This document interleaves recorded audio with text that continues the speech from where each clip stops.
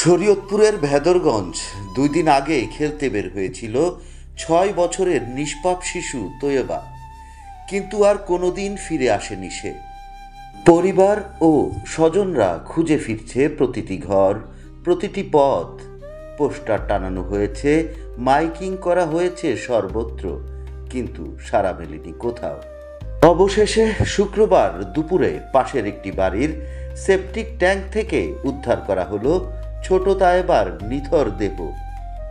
ঢাকনা খোলা ছিল সামান্য, আর ভেতরে ছিল এক হৃদয় বিদারক সত্য। শিশু তায়েবা স্থানীয় মাদ্রাসার নার্সারি শ্রেণীর শিক্ষার্থী। ভবিষ্যতের স্বপ্ন বুকে নিয়ে সে জানতেও পারেনি জীবনের সব রং থেমে যাবে হঠাৎই। পুলিশ জানিয়েছে, ময়নাতদন্তের মাধ্যমে মৃত্যুর সঠিক কারণ উদ্ঘাটনের চেষ্টা চলছে।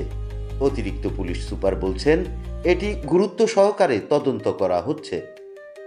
তায়েবার এই মর্মান্তিক মৃত্যুতে সারা গ্রাম এখন শোকের ছায়ায় আচ্ছন্ন।